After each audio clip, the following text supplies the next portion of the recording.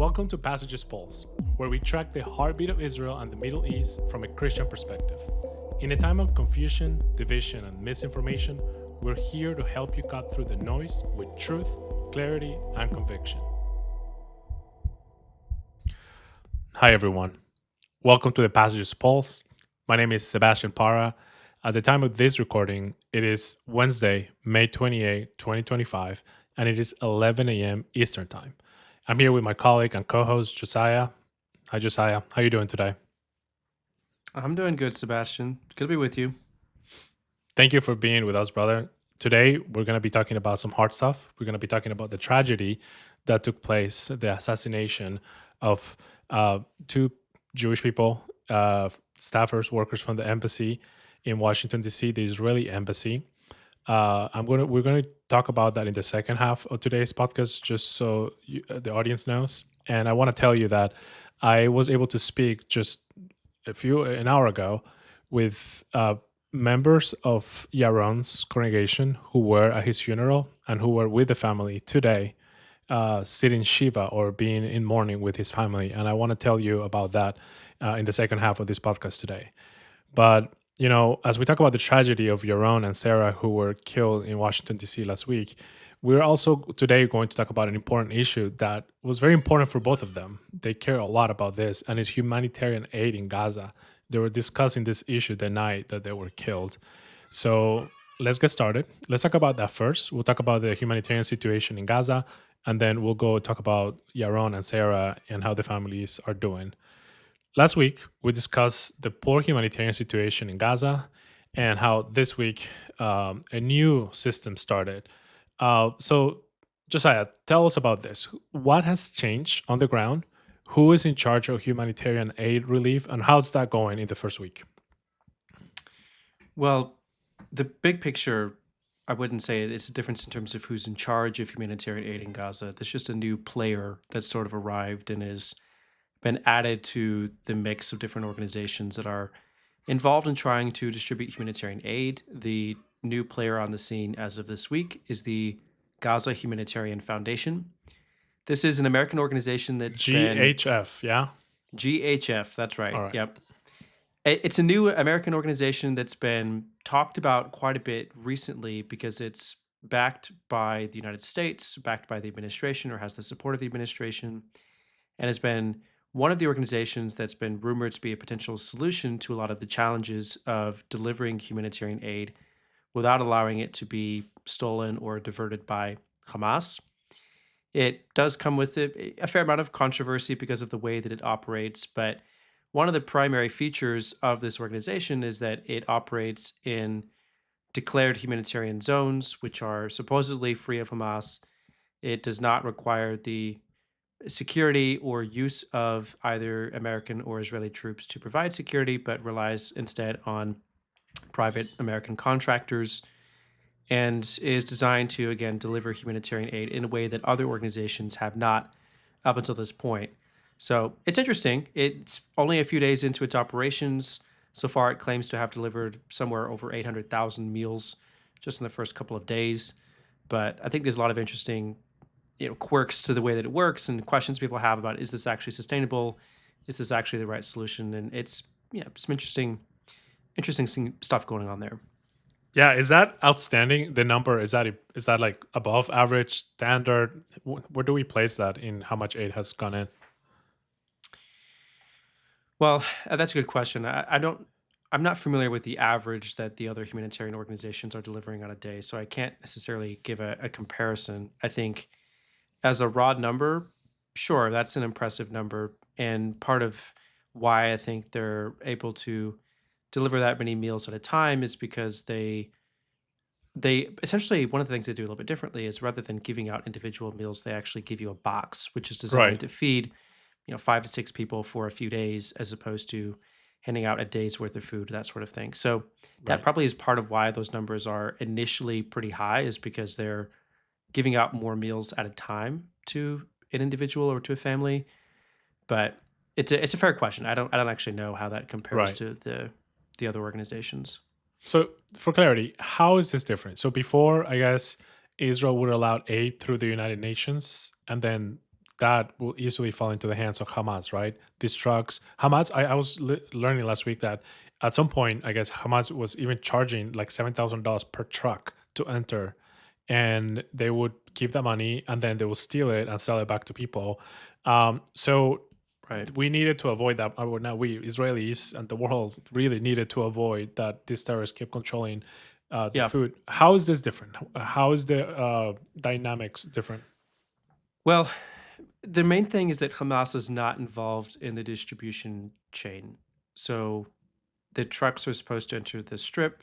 They're supposed to be, you know, pre-approved or approved to cross, and then once they enter, they're not supposed to go into areas which are controlled by Hamas.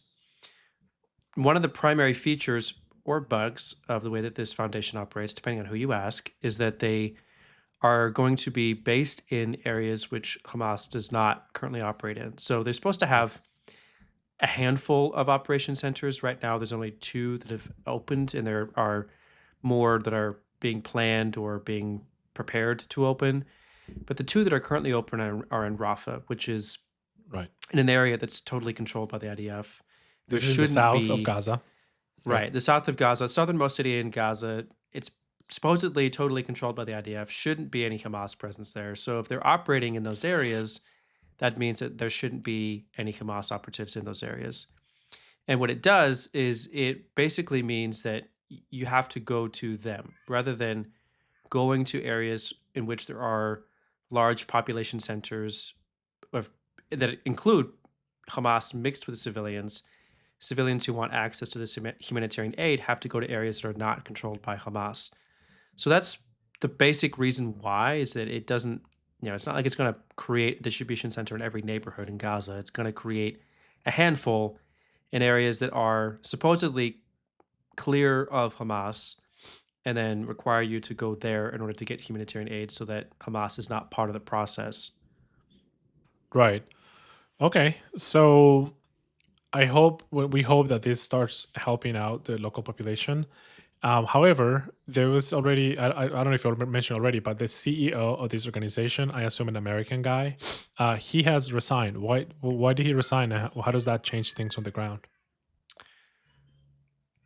I mean, they've already named an interim Okay. leader to replace him. So the foundation has not slowed down significantly. I think he resigned over the weekend. There was a bit of delay when they thought maybe they'd open on Monday. I think by late Monday or at the very latest by Tuesday, they had started giving out these boxes of food. So it didn't have a significant impact on the operations of the organization. It is interesting, and this is why I mentioned just a moment ago the way that the organization operates different from other organizations, like for example, World Central Kitchen. They have kitchens and aid distribution centers all over the Gaza Strip. It's different from an organization like that, and some people consider that a feature. Some people consider that a bug. The CEO felt like that was something that he was not comfortable with, the idea that you have to go to the aid distribution center rather than the aid coming to you. He did not agree with that, and so he Mm, eventually decided to resign. From a Palestinian perspective or from the UN's perspective, that's an issue because it means that people have to travel further in order to get humanitarian aid. From the foundation's perspective or from Israel's perspective, it's okay if people have to travel further to get aid because that's the cost of providing humanitarian aid without allowing Hamas to be a part of the process. And that's a red line that the organization has drawn and that Israel and the United States have suggested needs to be drawn in order to make sure that Hamas stays out of the process and doesn't take advantage of it. But it's a politicized issue whether or not it is appropriate or even ethical for Palestinians to have to go to certain designated areas to get aid as opposed to the aid being brought to them. right. And these people are armed, right? The GHF people, the Gaza Humanitarian Foundation people are armed. I heard this week that when they're distributing aid, people started overrunning the scene for a little bit, and there were Yeah, shots the fired first in the day. air. What was that about? Well, it was the first day that they had started distributing food, and I don't know exactly what caused it to start, but it's clear that there was a bit of chaos on the first day of trying to deliver food and distribute some of this aid. It seems like they have learned a few things about how to manage crowds effectively and make the distribution process a little bit more efficient so there's less of a problem. But it Yeah. it was a bit of chaos the first day that they were trying to open their first center. Right.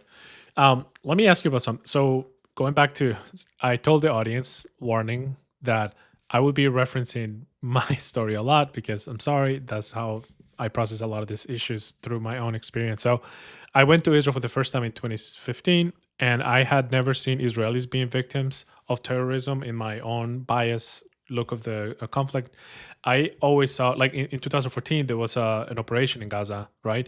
And I saw Israel through those lenses, that Israel was the bad guy attacking the poor people of Gaza. When I went to Israel, we went to a city that a lot of our alumni have been to. So if you're an alum of Passages, comment, or if you're watching this, let us know in the comments if you've been to this city called Sderot, or Israelis would say Sderot.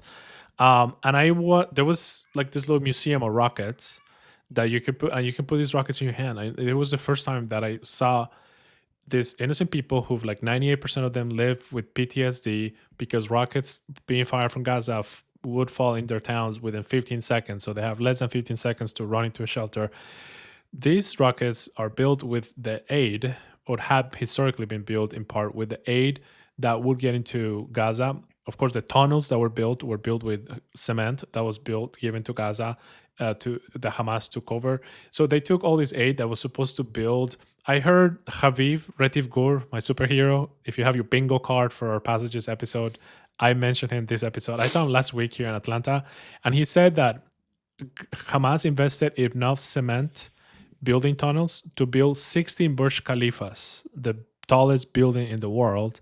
They could have built 16 Burj Khalifas, but instead they built tunnels. So, Josiah, I say all this to say, cement. I'm very concerned about cement and construction materials getting into Gaza. How is Mhm. that working out right now? Well, I don't think the reconstruction process has even started. Okay. So I'm not aware of any mass shipment of construction materials into the Gaza Strip. When we say humanitarian aid, what's currently being sent in is food, So medical it's food supplies. right now. Okay. There isn't really a particular reason why, outside of the amount of construction materials necessary to make, essential repairs, the reconstruction process itself hasn't started yet. So I don't think there's any reason why there would be mass shipments. Now, I don't want to speak out of turn and say that there aren't any happening, but I don't think there are any happening, and it wouldn't Right. make sense at this point for there to be that issue. Now, when the war is over, that's going to be the next item on the agenda, of course, is okay, what does reconstruction look like? Who should be overseeing that process? What sort of oversight or accountability needs to be in place? Who's going to make sure that the materials are going to the right places, the right people, and being used the way that they're meant to be used? Yeah, I mean, before October 7th, that was a huge issue, and it's going to be, I think, an issue again that's going to have to be addressed the minute the war ends and the reconstruction process starts. Okay. Yeah.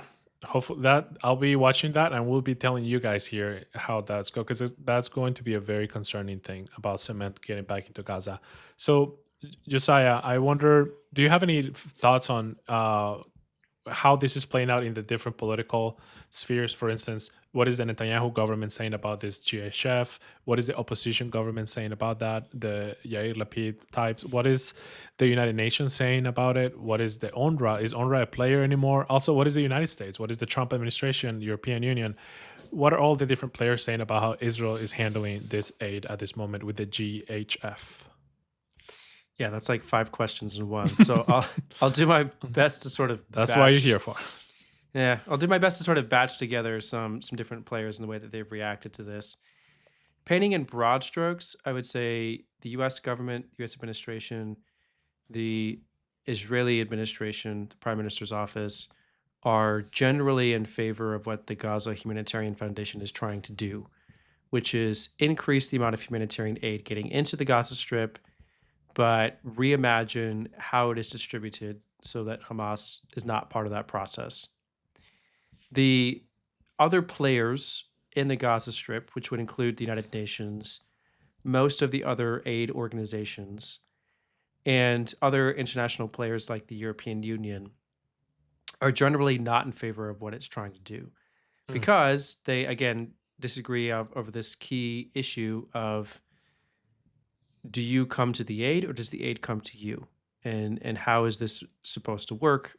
What what is humanitarian aid actually meant to be? How is it meant to be delivered? How hard do you need to work for it before it becomes something that is not really humanitarian aid? These are the kinds of issues that have been raised by the international community. I think what it means is that the Gaza Humanitarian Foundation right now, of course, wants support of different countries in Europe to provide additional funding. It wants to coordinate with the different aid organizations already doing work in the Gaza Strip. Of course, it wants to collaborate with the United Nations, but it's unlikely that that's going to be something that can realistically happen in the near future because there is this debate that's happening right now about the very essence of how the Gaza Humanitarian Foundation does its work. So I think we'll have to give it a little bit more time to see whether it works or not. It's only a couple days into Right. operations, so it's early to say whether this model actually works or not. I think if it does prove itself successful, maybe you would begin to see some traction from some of its critics, like the UN or the European Union, and maybe some of these international donors would come around to the idea of helping to fund a project like this. But right now, that doesn't seem to be the case. Like they're not on board, at least not yet. Right. Okay. Well, thank you for that, Josiah. I think for us, for everybody to think, we need to. This is a complex issue.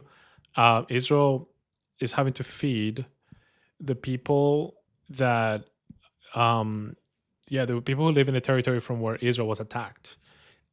It's hard to know because terrorists don't wear uniforms most of the time.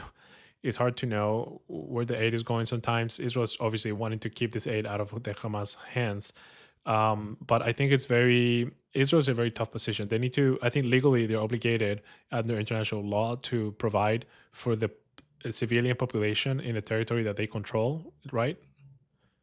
So this It's a is complicated issue, but yeah, if you exert effective control over a territory, then yes, you do assume a greater sense of responsibility. Certainly, much greater than they had prior to October 7th.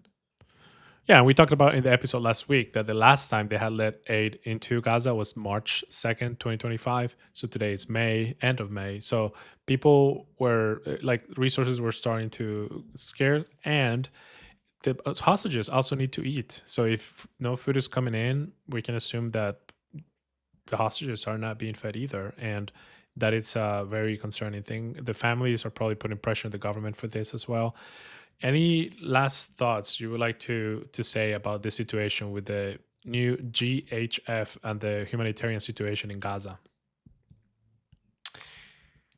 Only this, just to make a comment that you just made about the hostages as well. I think it's worth noting that today it's been, I think, 600 days since October 7, 2023, which means that the war is now 600 days old. The hostages have not been in captivity for 600 days, which is an unimaginable amount of time. And it's a serious issue, I think. At this point, there are, of course, various issues that need to be debated and negotiated and worked out, but this does feel like a time where creative solutions are needed because 600 days is a very long time for Israel to be fighting an organization like Hamas and for the hostages to be waiting for a solution to their captivity. So, for the sake of everyone in the Gaza Strip, the civilians, the hostages alike, I think now is more than ever. It's very urgent that there are creative solutions found to some of these problems. Yeah, this is a really long war for Israel. We won't go into this in this episode, but one of the things that I would like for people to keep in mind is that Israel is a tiny nation with very like small number of people, and that's why they rely on their reservist army. And many of these reservists have gone to Gaza and to Lebanon more than once. I met like again Haviv Retivgur last week. He told me how his brother-in-law has been to Gaza 6 times already. So people are getting tired. Israel, from the founding, Ben Gurion talked about how they need to have quick wars. Like the Six Day War is the greatest example. Just quick, get it done, get it over. 2 years of war, people get tired, people keep having to go back in. And just wasn't the subject of today's episode, but I wanted to just real quick before we switch subjects. I've been hearing about this potential ceasefire deal that they're trying to make, where they would offer 2 months ceasefire for 10 hostages. And when I heard that, I was like, I cannot believe this. Before, they were getting like 10 for a week, right, back in January. And I understand that there's less hostages now, so their price gets more expensive. They have to pay more for that, Right. meaning have to give it two. But a 2 month ceasefire for 10 people just means this will be dragged on until the end of the summer, and then probably again until a 2 year anniversary. This is really concerning. I don't want to see this war drag on for 2 months of ceasefire for 10 hostages. What do you say to that? That's not a decision that I feel like I can weigh in on for Israel. I think that's a decision that they as a society would have to make, whether it's worth it or not. As a non-Israeli, I don't feel like I can answer that question for them. I think you're right that the price is going to continue to go up because there are so few left. The other thing that is maybe underappreciated a little bit is that the price is also going to go up in part because there are, well, two things. One, you're getting to a point where the hostages left are going to be of military age, whereas previously you were focused on releasing women, children, elderly. Most of the hostages that are left are military age males. That Right. doesn't mean that they were necessarily fighting on October 7. Many of them were not actually, but they are considered reservists, and so Hamas considers them to Soldiers. be soldiers, not civilian hostages, even though they were, taken from many of them were taken from their homes or their communities.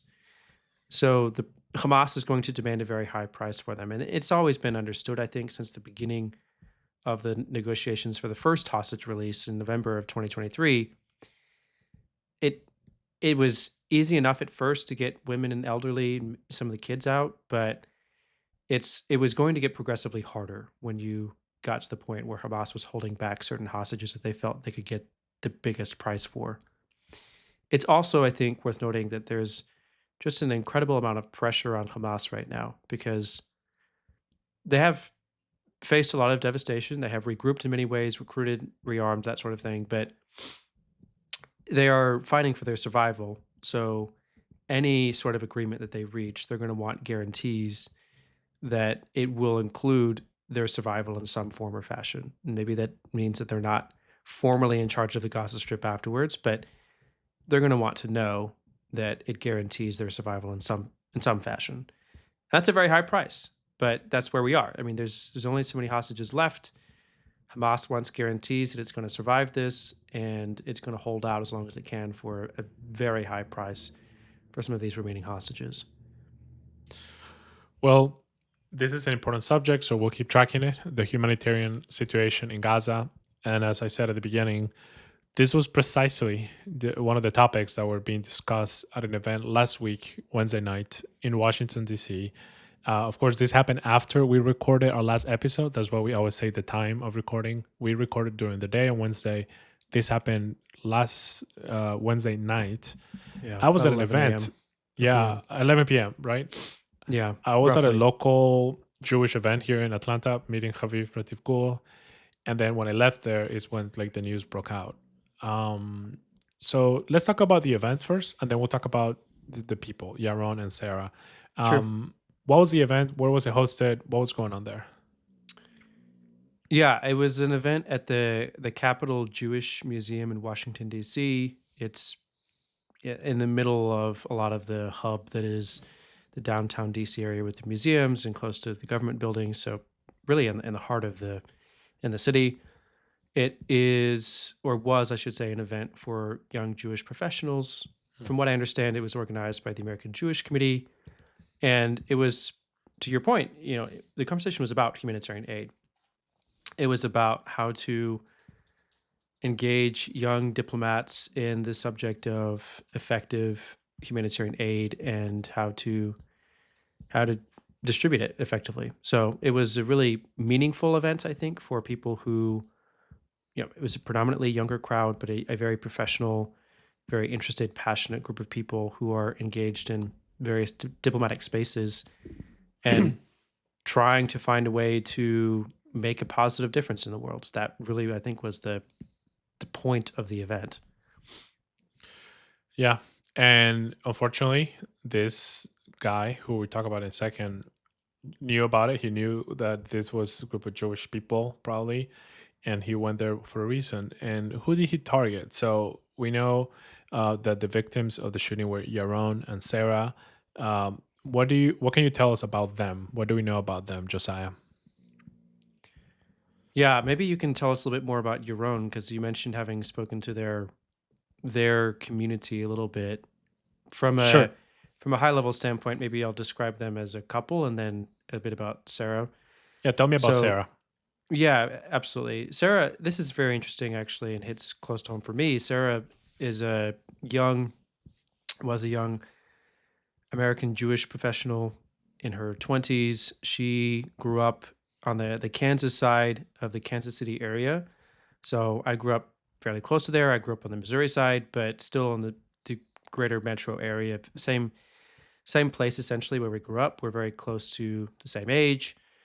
And she experienced as a high school student some anti-Semitism, usually not as dramatic as a shooting, but things like graffiti in her high school and things like that. So she had some experience with the fact that American Jews have to deal with anti-Semitism, and that was disconcerting to her. But she really, it seems like, tried to throw herself into making the world a better place. So, from everything that's been reported about her by people that knew her, the different obituaries or eulogies, it sounds like she was very, very passionately committed to different concepts like, environmentalism, collaboration, as far as stewarding resources well, collaboration around themes like peace building, building bridges, and room for collaboration or networks that can advance causes like peace. I mean, she really was committed to some very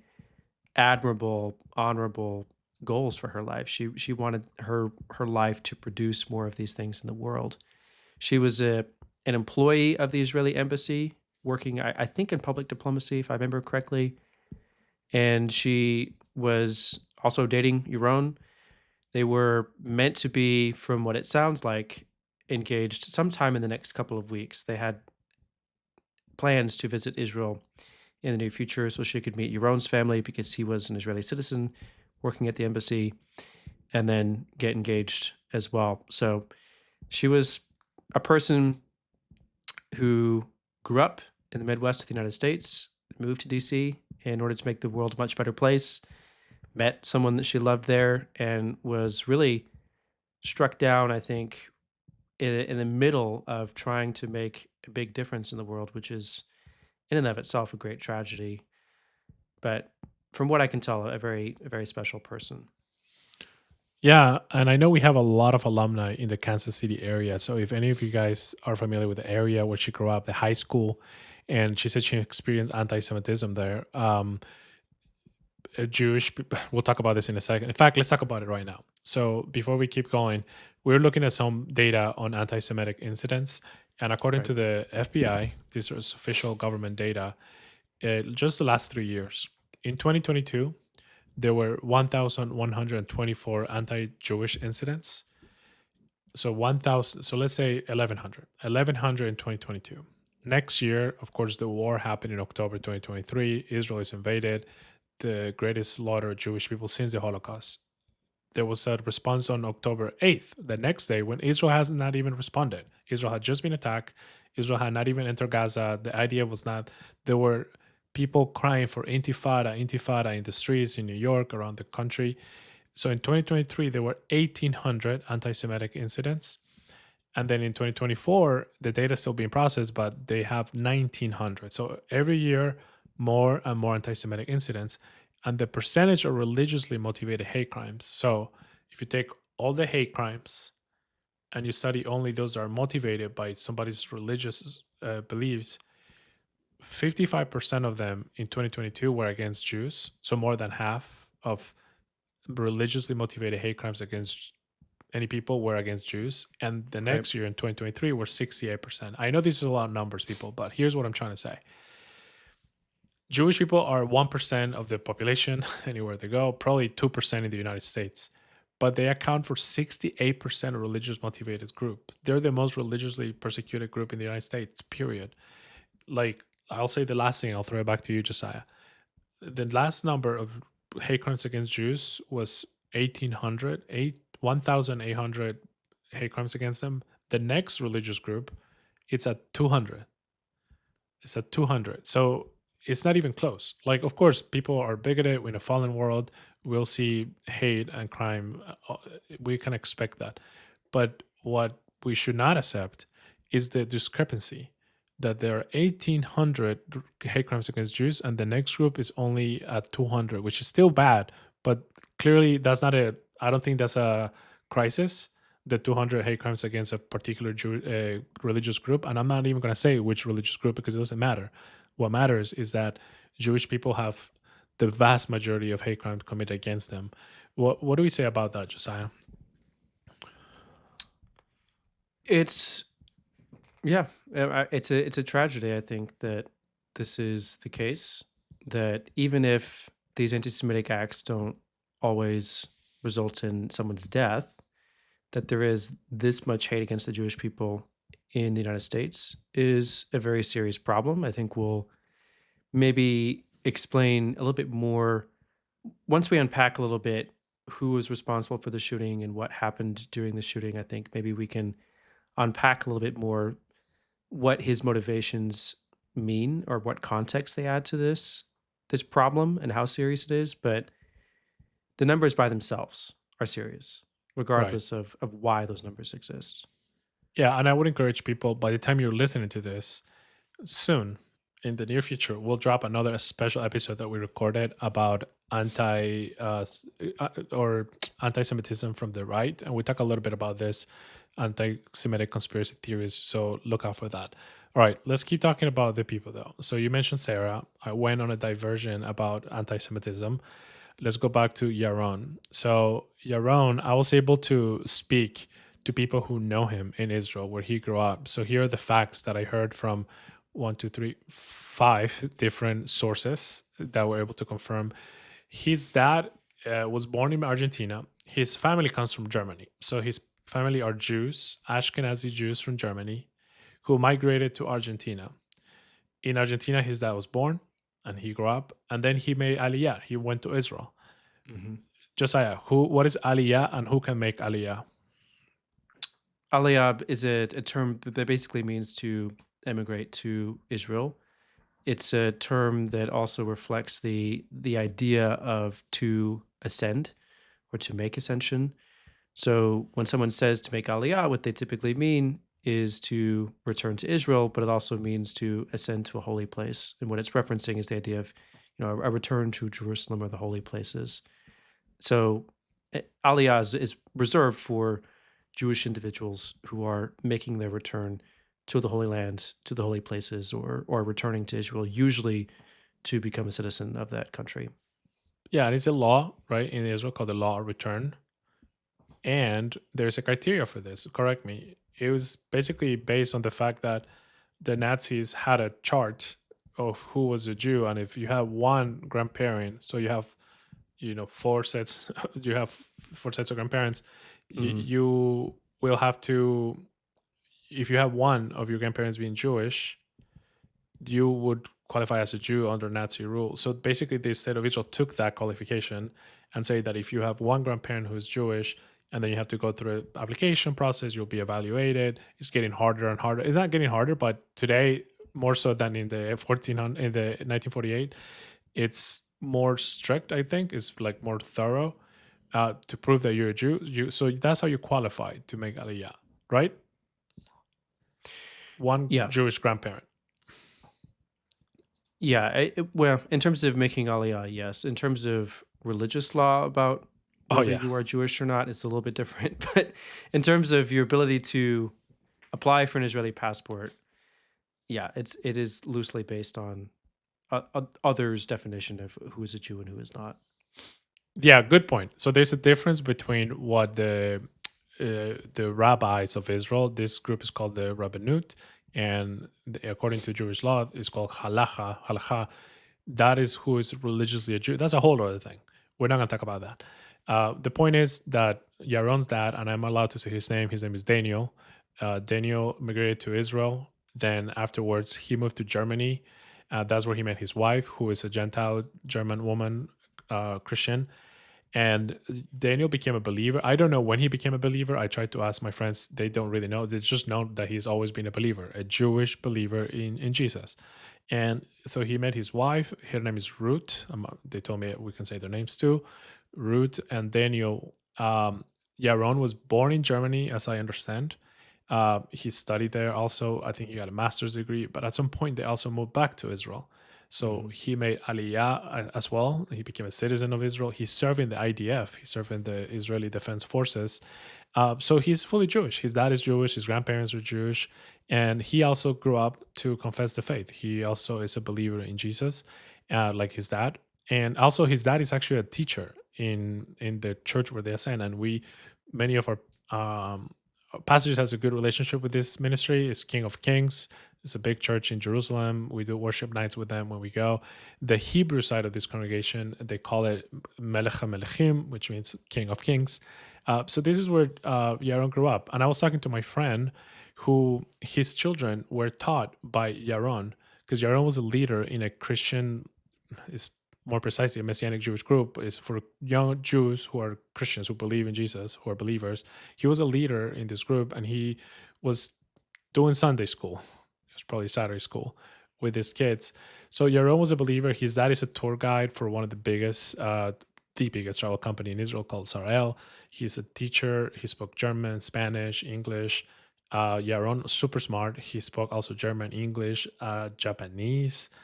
Yeah. So Yaron was just a really he was a beloved guy. I spoke to two members of the community, and he was a strong believer. And as he met Sarah, we're not know this for sure, but it could seem that also it seems like Sarah was also on a path to faith. She apparently also could have been a believer. We're not able to confirm this yet. And out of respect for the family, let's just leave it there.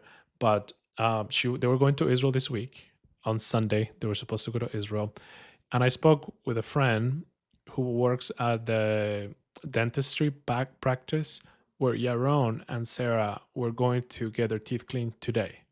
They had an appointment Mm. today. They were going to go there. Yaron was going to propose, and of course, At the dentist. sorry, no, not there. They Okay. wanted to get their teeth clean and look their best, right, for the Yeah. proposal. Look And good for the photos. It's a very special occasion. Yeah. but of course, that appointment was not kept because of a hateful guy, a terrorist. I'll call him a terrorist who came and took their lives. So this is about them. There's, and we'll keep talking about them a little more. But tell me about, because I want to tell people about the funeral and about the morning days, the Shiva. But tell us about Sure. the murderer. Who is this guy?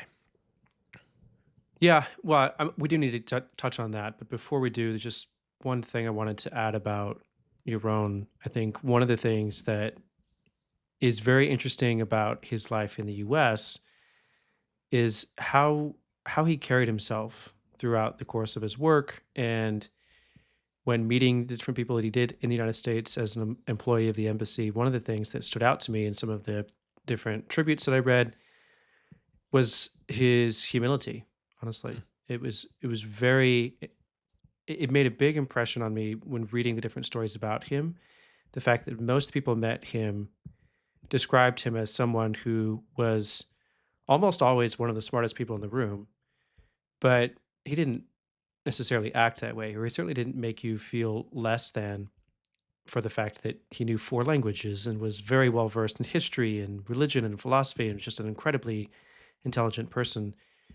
But people were very comfortable around him because of the his personality, the way that he carried himself.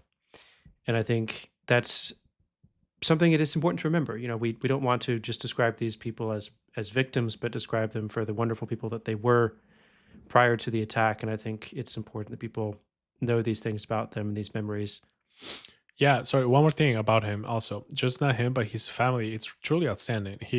He was in the service of diplomatic in diplomacy with the state of Israel. He has another Hmm. brother who was doing the same in Latin America, Ponce Oh, War, wow. but his other brother was also in a diplomatic mission in Latin America, and he has another brother who works for another minister in Israel, very closely with the minister. I won't say who, just out of safety, because of course, so outstanding family. Three brothers, all three of them. They have a sister too. Three brothers, all three of them in the service of the state of Israel, serving their country at the highest levels. Super smart people as well. Yeah. And that's amazing. It's quite the legacy of public service. To answer your question though about who was the other person involved in that night. So, from what we can gather, I mean, there's a lot I think that is still coming out very slowly because the FBI is doing their investigation, and it's a slow process, and of course they can't divulge all of the details immediately. But from what we can gather, it's a man a little bit older than them actually. I think 30, 31, something like that, from Chicago. His name was Elias Rodriguez. He was a person who was very involved in a lot of the anti-Israel slash pro-Hamas protests that began after October 7th. So Sebastian, you already mentioned this.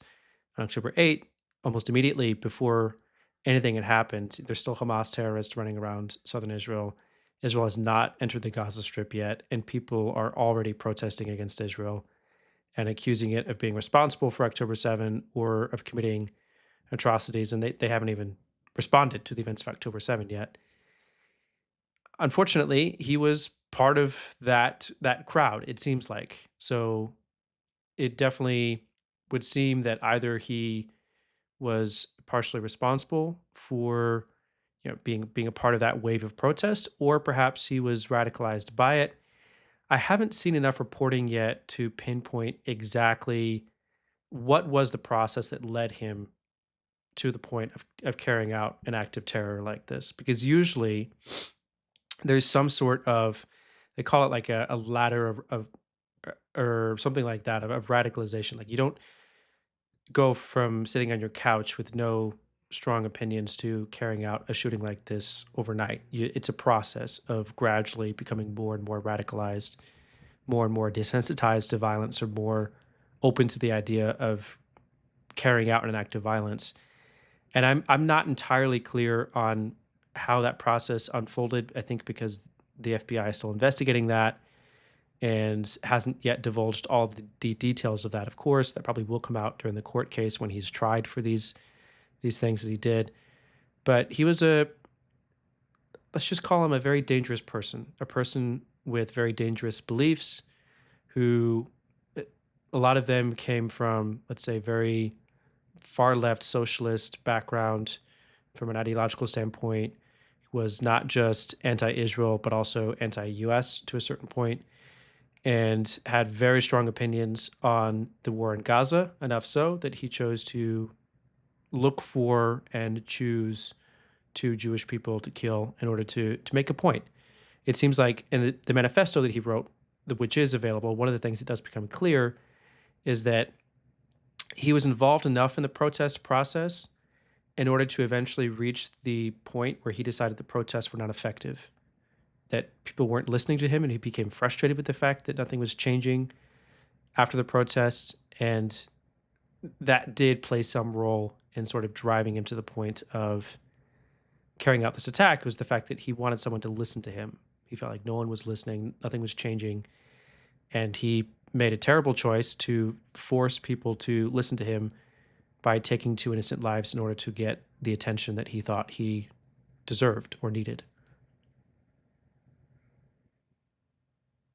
The the thing that stands out to me about this is that, I mean, we gotta say it, and a lot of people have said it, is that the Intifada has come home.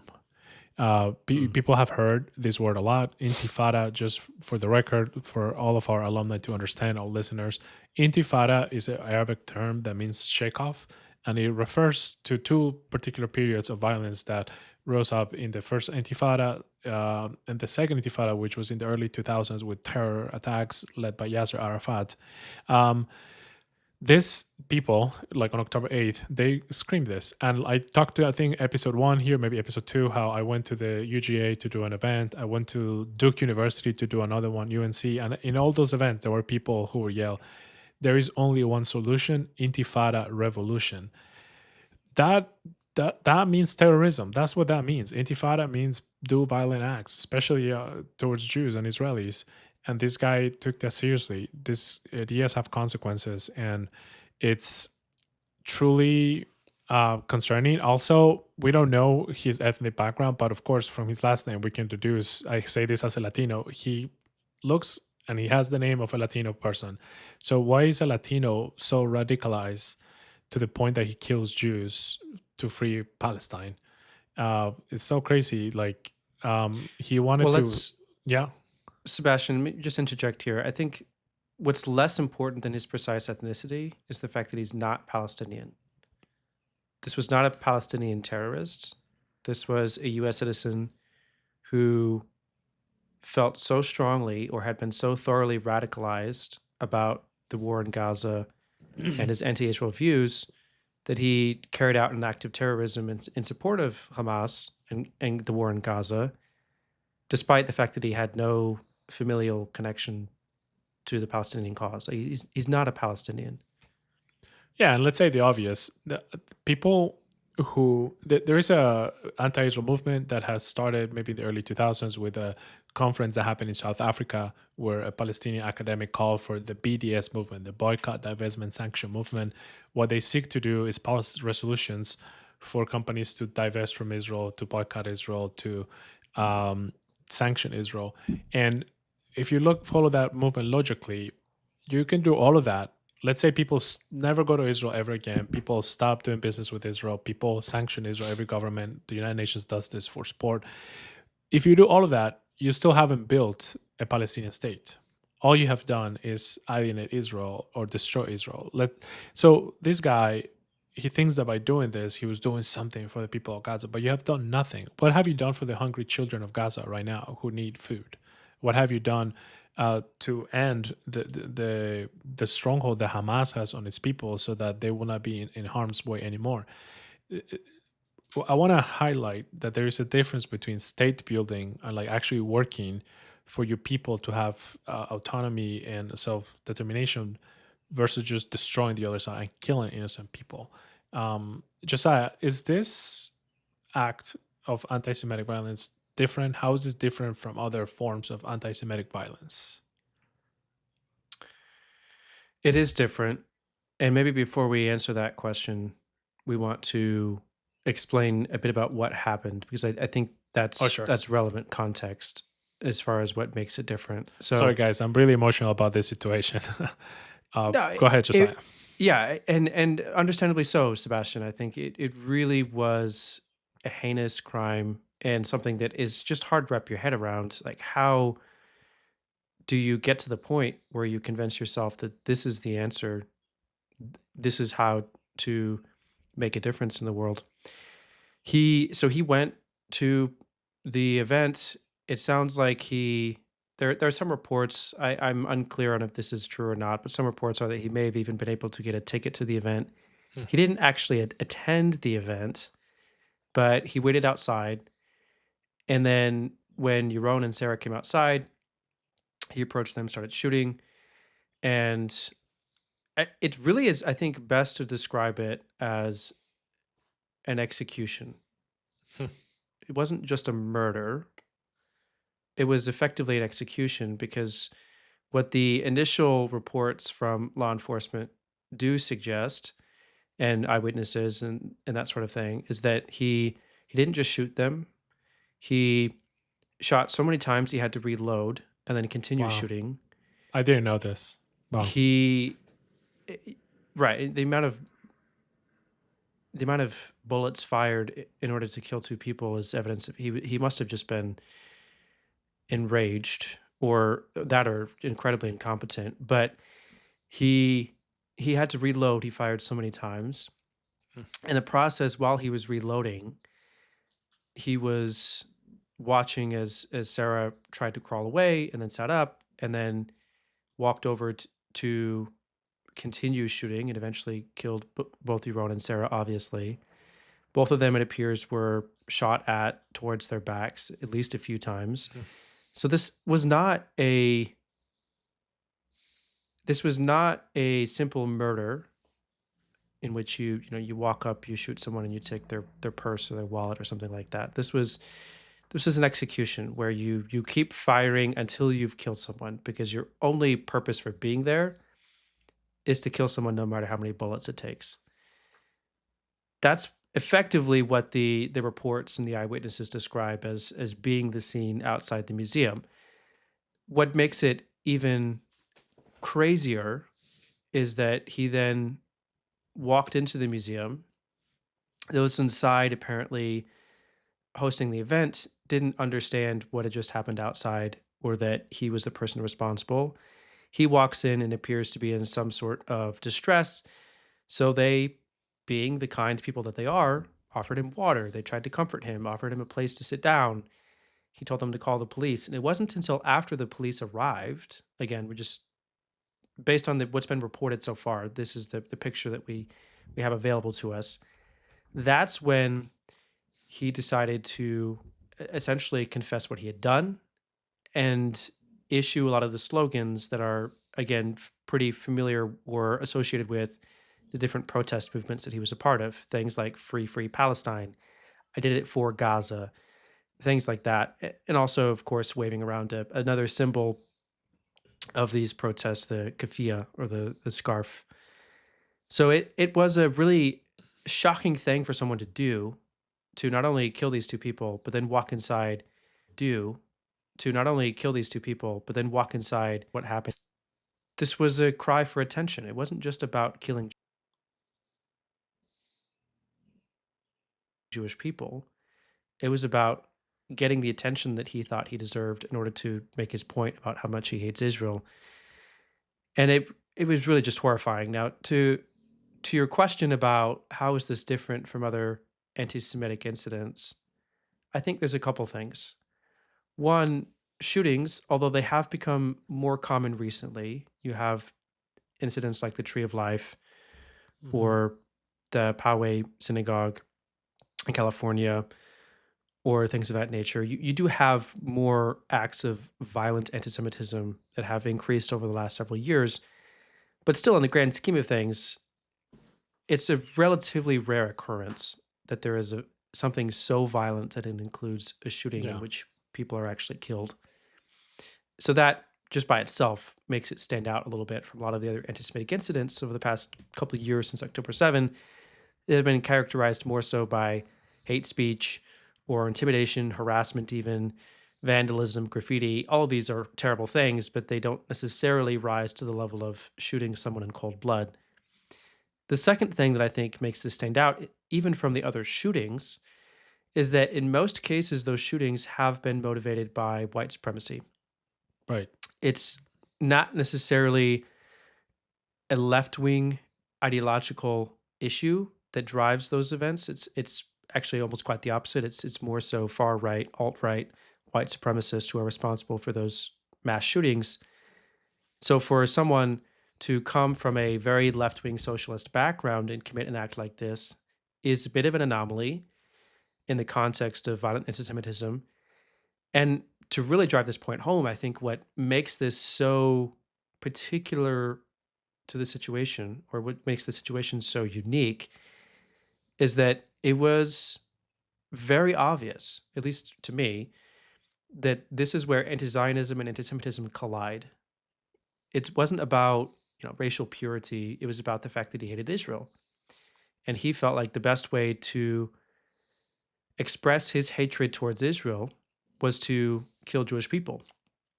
It doesn't look like he could have known Right. that these two were employees of the Israeli embassy. It doesn't sound like he was targeting Israelis. He was just looking for a Jewish event Yeah. that had something to do with Israel so he could kill some Jewish people. And that makes it very clear, I think, that unlike some previous cases where these acts of violence happen, his motivation or his particular brand of hatred for the Jews was based in his hatred for Israel. They were connected in ways that you can't deny. Yeah, that's exactly what I was thinking about. Like, we don't know if he actually had like stalked Sarah and Yaron, and he knew exactly who he was going for. He probably just showed up to a Jewish event trying to find some Jews to kill. What a terrible tragedy, and what an evil thing. Like, this person just so disconnected his conscience from evil that he's proud of it. He's celebrating. He wants credit for it, and he could have run away, but he didn't. He stayed. He took credit for it. He yelled things. So we will be learning more. The district attorney has already brought charges against him, so we'll be following Yep. that. And then I'm sure we'll learn more about him. I read his manifesto. His manifesto is out there. He wrote this thing, and one thing that stood out for me is something that I want to warn people about. He talked a lot about the genocide of the Jewish of the people in Gaza, and he mentioned the figure that comes from Hamas. Hamas-run Ministry of Health says that 55,000 people have been killed, and he mentions that number in the letter. And I just want to call out that this is a terrorist group that doesn't differentiate between civilians and fighters. He calls soldiers who are like 17 years old, he calls them children, and this inflated number that has been disproven many times, and maybe we'll talk about that in detail one day, has been echoed, repeated by many media outlets. So the danger of taking literally terrorist propaganda, repeating it in the outlets, and a lot of some good outlets say the Hamas-run Ministry of Health, so they'll highlight that this is a terrorist group. Others just say the Gaza Ministry of Health. Well, who's the Gaza Ministry of Health? What is Hamas? I don't want to be um, scandalous, but we're literally, or literally not, we're virtually taking propaganda from, let's say, like the Nazis and run with it and don't check it. Imagine if whatever propaganda Hitler was putting out during World War II, we just believe this and put it out there in the outlets. Hamas, I will say this, and the family of victims in Israel, hostages themselves have said, Hamas is worse than the Nazis because they were broadcasting what they were doing. They were celebrating what they were doing. They, in the hostage handoff ceremonies, when the Bibas family was returned, they celebrated this. This is worse. This is more evil. This is more perverse. And that's the problem when you take a lie, a propagandistic lie from a terrorist group, and you just run with it. This guy was influenced by that lie, and then he murdered people for it. So lies have consequences. Are there any other implications of this attack and what they say about the situation in the US that you want to highlight? Sure. A couple of things. One, I think if you're looking at a more broader context, it is very interesting to me that this week a survey came out. I think it's part of a project that the president of Israel, Isaac Herzog, put together, but it's a survey of global Jewry, which was designed to measure Jewish attitudes around the world about a variety of issues. One of the things it did was try to address what are your top concerns. Mm. 76%, regardless of their denomination or geographical location or background, 76% of Jews around the world said that their top concern is rising anti-Semitism. And that survey, I assume, if they release the results this week, I would assume that means that it probably was done before the attack. And that is remarkable that even before a deadly attack like this, 76% of global Jews say that this is the thing that they're most scared about is the rise of anti-Semitism. And it makes sense given the rest of the data that you shared, Sebastian, about anti-Semitism. But that means that this is a really serious problem. And it's a problem that I think many of us are less aware of because it doesn't affect us directly. But for the Jewish community, it does. And this only drives home the point that it is a a very, very serious issue, potentially a life or death issue, whether or not anti-Semitic attitudes can be freely expressed without anyone challenging them in the United States. It suggests, I think, the nature of this attack and the differences between it and other previous shootings or mass shootings that we referenced. It suggests that American Jews are not really safe from either side of the political spectrum, that there are extremists on both the left and the right wing of American politics that hate them so much that they would be willing to go as far as to shoot them in cold blood, to execute them even. And that is a very disturbing reality for the Jewish community. I think for the non-Jewish community or for Christians, what does that have to say about the United States? I think a couple of things. One, it suggests that political violence is a very serious problem, and that should concern everyone, not just the Jewish community, but everyone. If we get to a point as a society where people can normalize the idea that if a protest does not amplify your voice enough, it is acceptable to get attention by killing another person in order to make a point, that should scare all of us, not just the Jewish community, especially given the degree of polarization in American politics right now and the amount of hate on both sides of the political aisle for people that don't agree with you. That's very, very concerning. And the last thing I'll say is that I think anti-Semitism of this kind usually is the sign that something is weak in a society, that there is a significant moral decline that is taking place or social bonds are weakening. And when that happens, what usually winds up happening is that the Jews get scapegoated. Again, we can, I think, reasonably assume that because he flew from Chicago to DC for this event, Elias didn't know that Yaron and Sarah were both employees of the Israeli embassy or that Yaron was an Israeli citizen. He went to kill Jews because of what he felt about Israel. He was scapegoating the Jewish people for an issue that he identified in Gaza. Yes, of course, there's terrible human suffering, but rather than finding the people accountable, he chose to scapegoat two innocent Jews who had nothing to do with that. That's a problem for American society. That's a sign that things are about to get very dangerous if our sense of what is right and wrong, or our sense of what is good and true or not, has been so distorted or so confused that we're at a point where we're willing to scapegoat the Jewish people and then start killing them over it. We should be very concerned, even as non-Jews, about what that has to say about the future of our country. Yeah, this is a great point. We're about to wrap up our podcast, and I'll talk as ending thoughts about the funeral, some of the things that I learned from my friend who was at the funeral and Mm. at the mourning. But before I say that, let me say to react to what you just said really quick. Time Magazine put out an article a few days ago talking about the rise of anti-Semitism in the United States, political violence. Maybe we'll put the article in the notes. They talk about how some data suggests that 56% of Jews have changed their behavior based on what's going on in the country. So that's every other Jew, every other Jewish person has changed. Maybe do they wear the necklace? Maybe do they wear the kippah? What do they do? And that's a terrible situation. And I want to call our Christian friends, Christian listeners, friends, we got to do something about this. We cannot allow this country that we love, that literally fought and yes, this week was Memorial Day, right? We commemorate the lives of people who gave their lives to defeat evil, to defeat Nazism. But today, the ideology of these people is alive, and Jews are still being murdered for no other fact than being Jewish.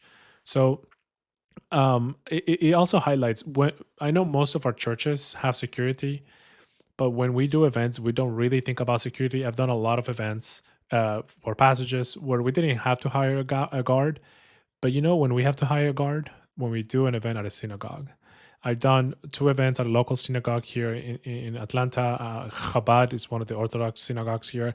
And both times we had to hire a guard, a police officer, two police officers to be with us the whole time, just because they just wanted to be sure that nothing could happen. And we also about to do some events in DC itself, and we have to hire more guards now because of security. That shouldn't be a thing. This country, Jewish people shouldn't have to have law enforcement around them to protect them, because if not, they'll be vulnerable to terrorists. Any any comments on that before we go and wrap up about talking about the funeral, Josiah?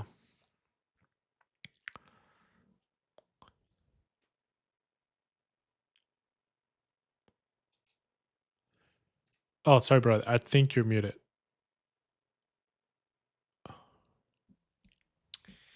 There you No, go. no, I'd really love to hear what you heard from Yaron's family. Okay. Well, I talked to my friends who were at the funeral. It was a close event. Only close family was invited to come, and but because he was so well known in the believing community in Israel, thousands of believers showed up, and people in general. My friend told me how he was buried. It was like a state funeral of sorts. There was a rabbi from the government who was there, an ultra orthodox rabbi, and this rabbi, by the way, he mentioned how Yaron was part of the Zera of Israel, the seed of Israel, that he was a Jew and he is part of those. He's not buried at Mount Herzl. Mount Herzl is where fallen soldiers are buried. He's buried right next to it, which is where victims of terror are buried. I forgot the name of the place. So he's buried that way. It was like a state funeral. And then his pastor from Melech HaMelechim, from King of Kings, talked about the Lord. He talked about Lord Jesus, as he talked about Yaron's love for the Lord, how he served his community, how he taught little kids about Jesus. And his brothers all mentioned Jesus from the funeral, and his family members too. His other friend, sorry, who saw him. There was a lady, my friend told me, that was present at his bris, at his circumcision when Yaron was circumcised. And she spoke about his faith now at his funeral as well. And so he had a completely Jewish funeral, but also his parents, his family, his pastor spoke about Jesus. And his dad was so moved. He was so heartbroken. Remember, this is a teacher. This is a very eloquent guy. He's a tour guide. And we know our tour guides, we love them. They always have something to say. But this guy was so heartbroken. He never stood up from his chair. When they did Kiddush, the prayer for mourners blessing, he didn't get up. His children did it around him, with him. But my friend went to, so this was a few days ago. Now my friend went to see the family today for the Shiva. During Shiva, Jewish people sit for 7 days in their home, and friends bring them food, and they're just supposed to stay there and be with them. So he said that his father was better today, and that he said he was smiling, and he said that they're really hopeful because they will see him again. And this is how I wanted to end today's podcast. Talking see him again. And this is how I wanted to end today's podcast. I'm going to read it. Whoever believes in me, though he die, yet he shall live. And everyone who lives and believes in me shall never die. Do you believe this? Jesus asked the woman. So we know that Christian mourning is different when we mourn Christian brothers, because we know that this is not the end. And we rejoice in that fact that Jesus overcame death, and that by trusting the Lord, placing our faith in him, we know that we will live and we will rise to live forever, to enjoy fellowship with the Lord, with our brothers and sisters, and we will see Yaron in heaven again. We might see Sarah too. We rejoice that he is with the Lord now, that his family has hope in the resurrection, and they continue to confess the faith. So I want to also tell our alumni for Passages that on their behalf, last week we went and we delivered white roses to Jewish communities around the country. I personally went to the consulate here in Atlanta, met with the consul general, and gave her white roses. I went to the Jewish Federation of Atlanta to show solidarity with the Jewish people. And also, I met with the CEO of AJC. This event, we forgot to mention, in DC, was hosted by the American Jewish Committee, JC. And I met with the CEO, Ted Dutch, last week here in Atlanta. Gave him flower on behalf of Christians. So I want to tell our alumni that we did this. Also in Chicago, one of our staff members, Grace, also went there to give flowers to the consulate. Why did we do this? Because the White Rose movement was a movement during World War II where Christians in Germany stood up against the Nazis. And the founders of this movement were a family who were killed, a group of siblings.